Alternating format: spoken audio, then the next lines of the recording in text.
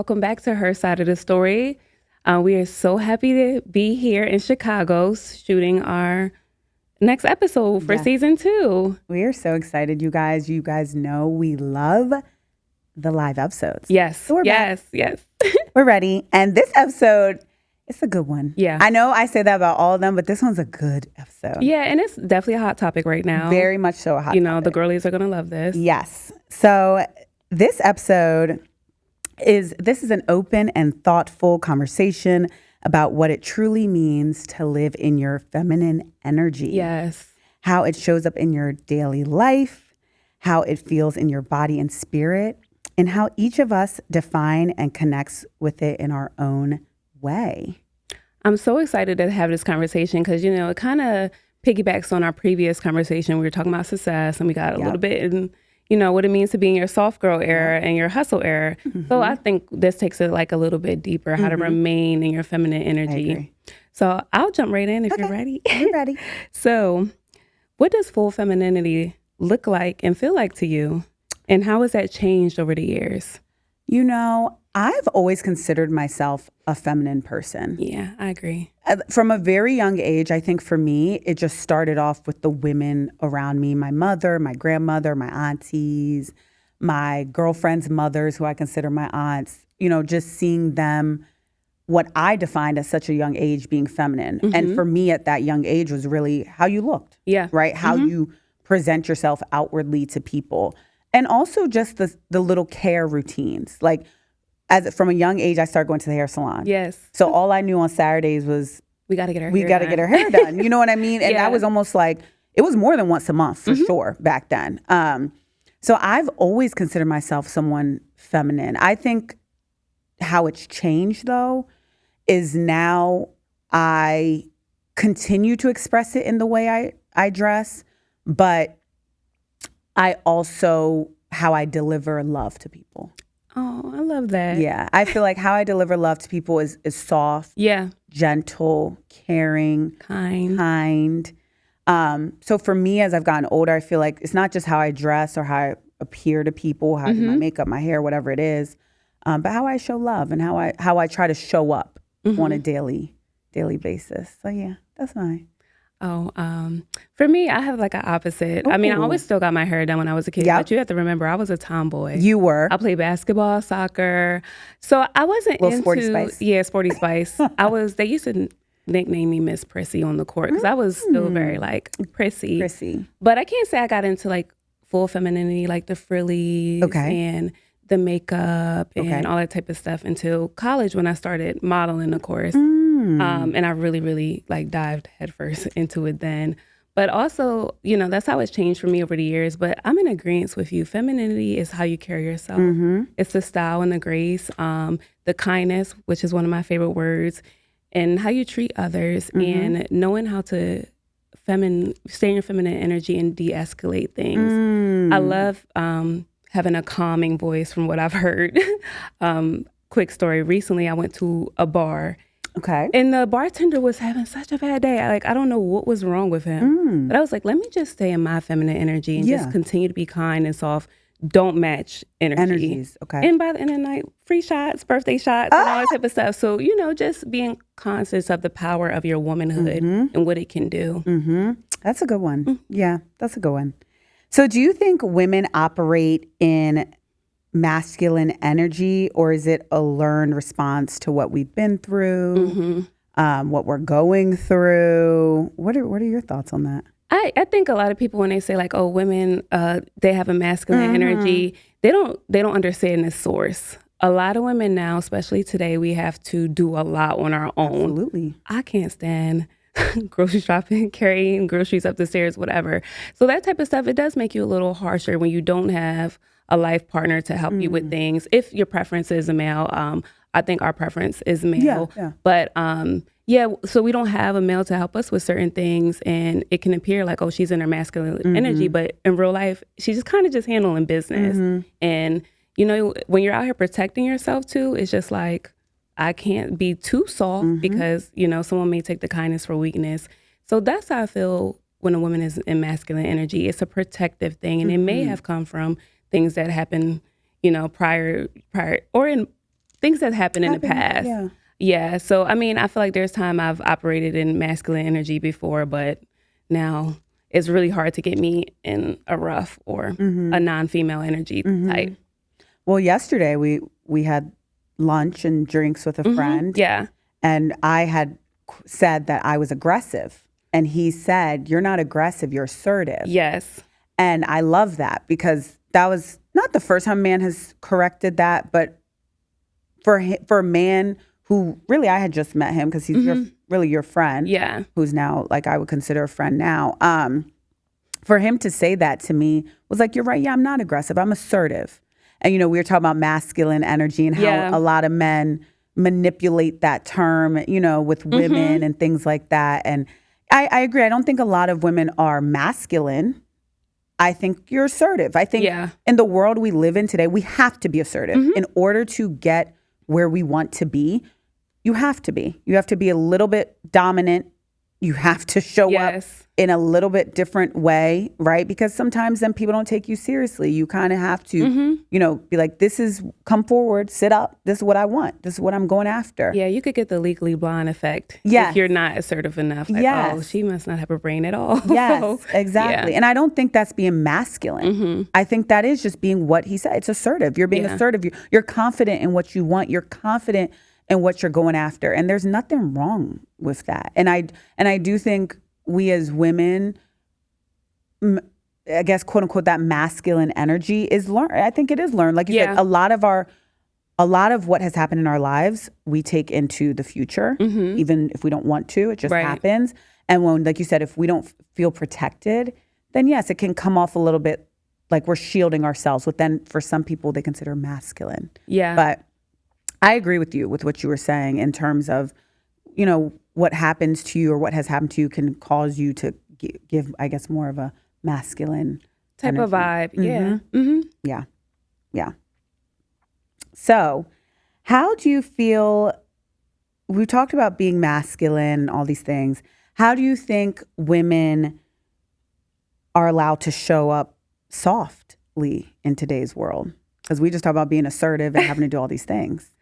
To show up softly, I don't know. I feel like I just think of partnership when I think of showing up softly. Like if you have a supportive partner that listens to you and, is there for you, I think it's easier to show up softly. Okay. Also, too, a good support system through your friends and family. Like having that person that you can just call and express yourself and not be judged by whatever you said, but, listen to and giving good advice. I think that keeps you in your soft energy. But if you're met with such rigidness by all your encounters, even if you think about work, like work, I work in corporate America. You work in a very competitive field too. So it's just like, that's a challenging environment. Oh, yeah. So that's like one piece of the puzzle. So you hope that at least you're outside of work, you can remain unassertive and, just lay back a bit. Yeah. I 1000% agree with you with how your loved ones approach you allows you in today's society to be soft. I feel like I am, I always tell people, if you want to see me in my most authentic self, meet me around people I really love. Yeah. And it's like, I'm a baby. Like I'm really. It's like childlike. Yeah, very sweet. Yeah, it's like I'm a baby. Like I'm just like, take care of me, or I take care of that. Like that's just how I am. And I agree. I think like that is the most, when I'm being my softest is definitely when I'm around. And I'll add a little bit too. I think also it's bad when you're in relationships or conversations or interactions with people and they just want to misunderstand you. I feel like that can bring out a little bit of masculine energy. Like you're feeling like you need to defend yourself. Yeah, which we talked about. Or you're telling a story and it's just like, huh? That doesn't make sense. Like that'll keep you on edge too. On edge. Stuff. So it's always good to be in close proximity with people who love, care for you, and want to understand you. I think understanding folks is a want thing sometimes. Always. So a thing. That's just my little tidbit. So how do you balance feminine energy with the need to protect and provide for yourself? This is a very interesting question. I have been told I'm a alpha woman. Like I'm alpha, I think, which I always tell people when people are like, oh, you're such an alpha woman. to me, that they're using that in a negative connotation, you know? So it's like, I do agree. I think I'm an alpha. I'm a leader. I lead, I plan, I this, I that. That's just my nature. It's like we talk about firstborn daughter syndrome. Yeah, firstborn daughter syndrome is bad. It's bad, and that's what we have, right? So I'm a doer, and you are too. We're going to just do. We're not going to wait for someone to tell us what to do. Or to help. Exactly. So for me, I found that even though someone's calling me alpha, like I said, the way I protect myself, I guess, is really just knowing who I am. Like these words that people are throwing around, labeling me with or not with, they don't affect me. Because if you, instead of saying alpha or instead of saying, just say, okay, this woman's a leader. Yeah. This is a woman that I admire because she leads. She plans. She's organized. Right. There's so many other adjectives to describe women instead of saying, oh, she's such an out, because it isn't negative. But then if someone calls you a beta, they're basically saying you're just meek and mild. No, like a meek and mild a meek and mild person, and they're beta. Oh God, I don't want to be beta. But then if you're alpha, you're too much. Too much. You know. So for me, the way I protect is, like you said, block out the noise. I know who I am. Yeah. And I will continue to show up for myself, and that's to me my feminine energy is really throughout this years of turning 33 and everything. Just learning who I am and understanding that no one can really take my energy from me. So that for me, what about you, Ray Ray? I feel like for me, I protect it by getting rid of stuff that I used to do. Like I used to be very competitive. I think because I play sports. Like at work, I can be very competitive or always think that like something's going on or like, what is it? Overexerting? Like overthinking? Just doing too much. Okay. Got to be at the top. Okay. Yeah, overexerting yourself. Yeah, I don't do that too much anymore because it really puts me in like what they would call a masculine energy space. Like I just have to be the best for everything and everyone. But really, it's just like you said, being the best for yourself. That's what I do to protect now. Like if I'm okay with me and I'm okay with like my level of interaction or success, like that's okay. I don't need to be measured by my peers or what folks expect for you to be doing or having. So that's how I protect mine. Like, it's me. I'm good. I got this. Period. You don't got to do too much. No, you don't. So have you ever rejected your feminine energy? Why or why not? Oh, like that's a good one. Away. I mean, of course, when you push it away, I feel like it's a defense mechanism. Like you don't think you can be soft because let's say you're in a hostile environment. You cannot be soft. So, I mean, I feel like that's the only time I really pushed it away in recent years. Like, I'm in full feminine energy now. But when I'm met with hostile environments or just not good environments, I can be, I guess, what they would call assertive. Or I'm not really combative, but I'm gonna get at you back. Like I'm not gonna let you. You're gonna have clap back. Yeah, clap back. I'm not gonna let you be defeatist towards me. But yeah, I don't do much with pushing it away anymore. Even when I was, like I said, I played sports, I was always very prissy. Very elegant. Feminine. Wine-like, Swan-like. But I just think it's important to keep that and not forget that's the space that you want to remain in. I say for me, yes, there has been a time I was in a relationship that had me in super defense mode, as we know, towards the end. And I lost it in the way I was dressing. Yeah. For me, because y'all know. Well, y'all may not know. I like to dress. Yes, I'm a dresser. I like to wear clothes. I'm a, as they say, put that ish on. Yeah. Got to. I miss put that ish on. Yes. And I definitely was losing all sense of myself, my feminine energy, everything. I was wearing clothes. If you saw the clothes I was wearing, you'd be like, why are you wearing Yeah, you never come out the house undressed. Yeah, what is going on? My hair wasn't getting done. My clothes, I was not wearing. It was just, but I was really in that time so lost because I was chasing him. Yeah. I was so busy focusing on how I can make the relationship work. I can't let this relationship go for whatever reason, so I thought. And therefore, I just lost myself, which, definitely made me lose my feminine energy, which then when getting back into the dating scene, it took me so much longer to get comfortable with like getting dressed for a date. Yeah. Yeah, I've been there. Where you're like, I could just wear this, a t-shirt. And listen, nothing wrong with that. That's your style. I'm not saying you have to wear heels and everything. That doesn't mean you're not feminine. But for me, I know how I dress on a date. You know what I mean? Mm-hmm. And I would just be wearing the baggiest. My mom was like, saw me one time. She was like, where are you going? I was like, oh, I have a date. She was like, with who? Yeah, it almost makes you get in a space where you're afraid to show, like, honestly, how beautiful you can be. Yes. Outwardly. You're equally beautiful on the inside. But, sometimes you want to show your outward beauty. Exactly. So, I definitely rejected it then. Yeah. I was rejecting it, and I was struggling and all the things, and I don't want to go back there. Yeah, no. So that's mine, I will say. That kind of leads right into our next section, like, of questions. But what would a relationship or partner need to embody in order for you to fully lean into your softness? We love talking about Lily on the podcast. Lily.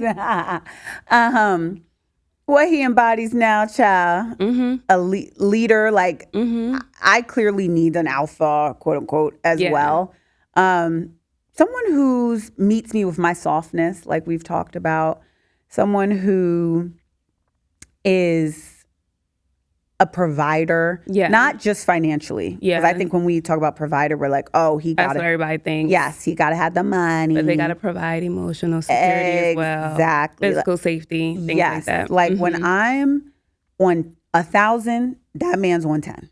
Yeah. Like, and I sometimes was literally a few months ago, I was like, when I'm on 1,000, why don't you get on 1,000 with me? And he's like, it gotta be balanced. He's like, babe, we don't want me on 1,000 and you on 1,000. Like, it's not gonna work. So someone who, when I'm struggling, as I've talked about, meets me where I am. Someone who understands that we are partners, but I'm a woman. You know what I mean? They can't forget that part. Yes. Like, we're soft, we're emotional. Like, y'all know that's what comes with it. Yeah. But still is understanding, like, okay, I have a woman in front of me. I have someone who wants the little things still matter to her. Yes. I'm coming home late, cook the dinner. The balance. Yeah. I've had such a stressful week. Maybe let me run her a bubble bath. Just very mindfulness. I really think for me, that is what it takes for me to have a partner, for me to really live in, quote unquote, my soft girl life. I'm not even going to call it an era. Yeah. It ain't an era. It's a lifestyle. And just someone who's mindful and thoughtful and appreciative. Someone who does also tell me, I'm grateful for what you do for me. I need that. I'll say for myself, I need some little words of affirmation. Yes. I'm grateful for you. I'm thankful for you. Thank you. Simple things like that. Oh, you ironed my clothes. Thank you, babe. Thank you so much. So for me, that would be some of mine. What would be yours? I'm going to piggyback right over that. Yeah. That's like big. Those words of affirmations for a woman is, I feel like men need it too. Absolutely. But for a woman, we want to know that, oh, you like the meal that we cooked. Oh, you got that outfit on. You look so beautiful. Like, it takes 2 seconds. So words of affirmation is big. But also the listening piece. Like, if your girl is venting, just let her vent. She needs to get off her chest, because otherwise she probably would have called one of her homegirls or, so I feel like that really helps keep me like in a feminine energy with a partner. Also true partnerships. Like, if your day's long and, I can cook. If my day's long, please cook. That type of stuff. Or like you said, a bubble bath goes a long way for a woman after a long day. Do the laundry. Help. Equal partnership in that type of stuff. Yes. Yeah, that's pretty much it for me. Just a listening ear, someone who's thoughtful. A good one, the listening. That words of affirmation. It's important to learn your partner's love language. We don't need to get into all the 5. It's like 9 now. Oh, really? I think there's like more psyche versions of it. Okay. So I have to look that up. I don't know the new ones, but there's more. So, just learning what your partner really, really needs. And almost you should study them. Once a woman feels secure and protected, you probably will never see her angry, really. No. And keep dating. Yeah.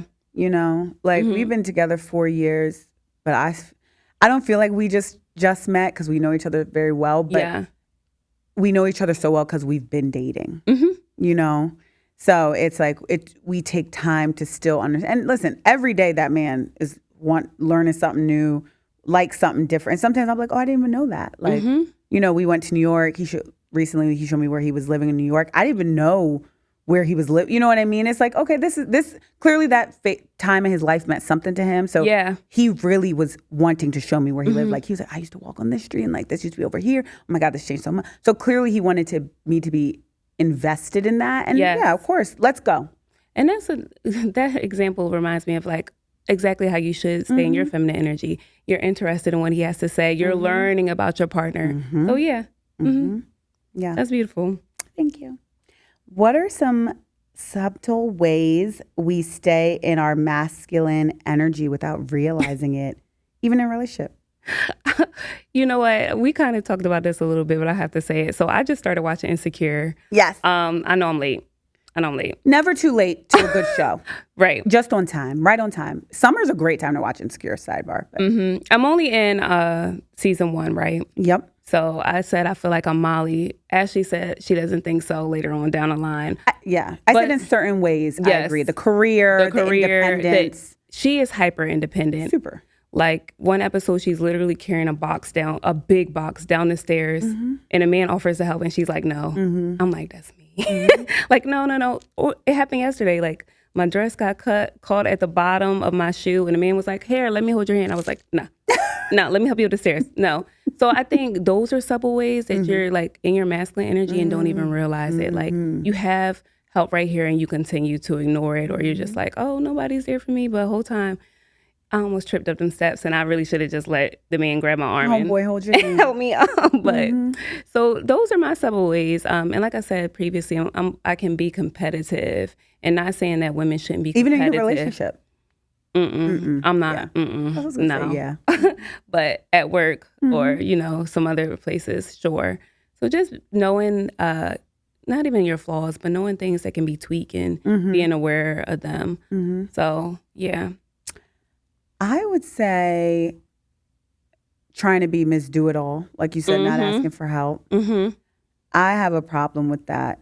Yeah. The Miss Do-It-All kind of like, gotta do it, and not allowing my partner to help. Yeah. Because it's not that, the things that I need help with are not big deals, to be honest with you. You know what I mean? Like, hey, can you buy lotion at the store? And instead of me knowing my day's busy, I'd be like, never mind, I'll get the lotion. You're going to run and get the lotion. When he's like, I'm right here at the Rite Aid, I could get the lotion. Well, you don't know what type of lotion I want. Well, tell me what type of lotion you want. You know what I mean? So, yeah, just doing the most. The day-to-day stuff that you can really use some help with. I had such a good example of that. Like something like a pickle jar. Like he's sitting right there and you're struggling, breaking sweat, trying to just, hey, can you open the jar? This? Can you lift this and put it up on the shelf for me? Like little things like that. Hey, I'm running not running behind, but my time is a little tight. Can you just the dog needs to go out at this time. Can you run the dog? You on the couch. Can you run the dog out real quick and bring him back in? Because I got to go to this point. I don't want to be late. And I think the bigger piece of that is like women just now, our society, like we have to be so strong all the time. All the time. So these like little things, even though they're subtle, they're big. It's just the blockage that we kind of have right now. I agree. Yeah. Definitely, I agree with that. So just, you don't got to be Miss Do It all the time. For sure. And kind of to end us off, do you think you could still be feminine while being a feminist? Absolutely. I am a feminist, I would say. That might be the all-girl school growing up thing. That might be seeing my mama wearing power suits or Hillary Rodham Clinton wearing them. Yeah. And my mom never stayed home, not shading anyone who stays home. But my mother raised children, able to give me 3 meals a day, but still worked, but still is strong. Yeah. Very strong woman. And I do. I still feel like I can allow a man to assist me with what I need. But at the end of the day, women are superior. I said what I said. And I do think we have the rights to have the same or more than that men do in society, especially when it comes to our health and our equal pay and all of those things. I don't understand why we're still going back and forth over those type of things. Yeah. Like, come on. We are in the 21st century. We are in 2025. So yeah, I still do. I do believe in fighting for those things because I do think even though we've come a long way, we still have a very long way to go. But I do still understand that, like I said, I think I was born feminine. I really, really love, when you look at what the definition of being feminine is, I think I'm like check, check, check, check, check. Right. And I'm still able to do that but still able to stand up for myself and speak out on what I believe in or what I don't believe in. Yeah. And I don't think we need to be hushed or put back and, stop talking. No, right. You have the right to say what you want to say, and you can still say it in an elegant, articulate way and still be a feminist. So I do. I still do. I still like wearing my power suits and going to work. Listen, I pray one day I'm afforded not to have to work. Yeah. But if I have to work, I have to work. And even then, like we were talking about the other day, I said, I think I'm someone who, I like to make my own money. It's an aphrodisiac for me. I really like it. Yeah. I don't want to have my husband to be looking and be like, what is this charge? Yeah, I went and bought at Saks 3 shoes. And what? It's my money. And I'm going to do what I'm going to do. So I do. That's my thoughts on it. What about you? I have a lot of similarities, especially in terms of pay and the rights to do with our body. Yeah. But sometimes, I'm very traditionalist. You are. Like if I could work from home. Or not work. or not work, or be a house mom, whatever, a housewife, I probably would. Yeah. I probably would. So I'm traditional in that way. Why would you want to do that? Because I'm tired of working. I'm tired of working. And as a woman, we have a lot on our plate. Like, bring children into the world, raise the children. I feel like that's a full-time job for some moms, especially it is. A future mom like me. I want to be fully involved with my kids, and a career might take away from that. I mean, it does, right? Your kid either going to have to go to morning care, daycare, after school care. I know that's what my parents had to do. So it definitely takes away. They have after school activities. You want to be able to be there for them. They have sometimes activities in the day. Yeah. Like their, school play or recital. And sometimes my parents miss those things. So I understand that. Yeah. Yeah. So, very feminist, like I said, and opportunity for women. I don't think that women are any less intelligent, any less strong, have any less foresight than a man per se. So I do agree there. But yeah. You have a more traditional household role. Traditional households, yeah. I believe in traditional roles. Roles in the household. In the household, for sure. Yeah,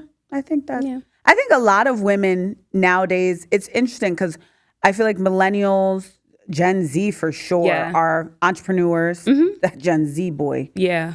There's something else. They're preneuing all around town. Yeah. But I do think they're doing that to allow themselves a certain type of lifestyle. Right. Because they don't want someone to be their boss. They want to have the flexibility. If they choose to have children, okay, I can stay home. And even if they don't, even their dog mom, cat mom, pet mom, they're like, if I don't want to work for somebody else, I don't have to. So I definitely think it's interesting. We're reverting a little bit back to that because I feel like our parents didn't have that. They worked. Yeah, they worked. Where our grandparents, great-grandparents, they were more staying in the home. Yeah, they had the opportunity to stay home. Exactly. So it's seeming like it's kind of making a cycle around because there's a lot of millennials I know who don't work. Yeah, well, the saying is, there's nothing new under the sun. So maybe it's just coming back around. Coming back around. Yeah, it's just coming back around. So I definitely see that in what you're saying, and I understand that.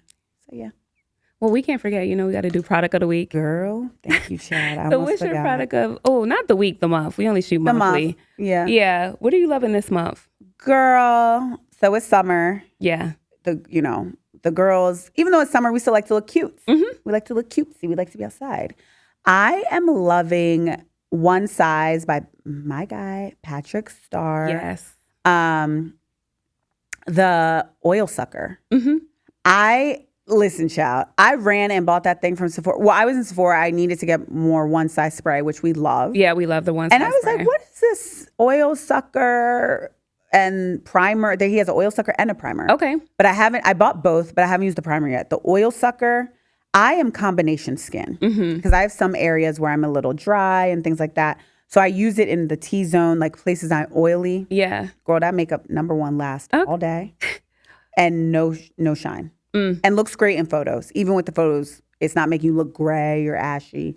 So yeah, I have to try some of that. You got to try some. Yeah, we love the one size spray. Yep. It definitely gives you a matte look for your matte finish for your makeup. This I love plus that. the spray. Yeah, good. Real matte. Yes, real no matte. No oily, because I have the same issue. The oily. The oil, yeah.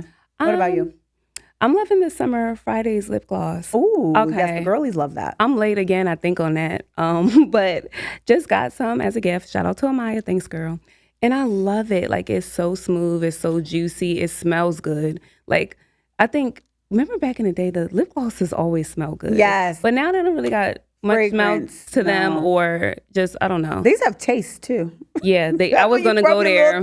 They used to have taste. Yes. But yeah, it kind of reminded me like of my teenage years, like the way it feels. Okay, how's the longevity? Because one thing. I got something to say about the longevity. It doesn't last that long in my opinion, but it's worth reapplying. Okay. It's worth reapplying. Okay.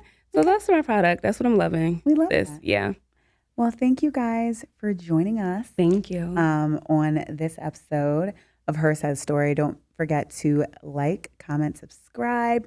Don't forget we are listed on all podcast platforms, so make sure you listen. Please write us a review, y'all. If you're loving the show, make sure to just give a little comment. Yes, we love interacting with y'all. So yes. We'll see you on the next one. Bye. Okay.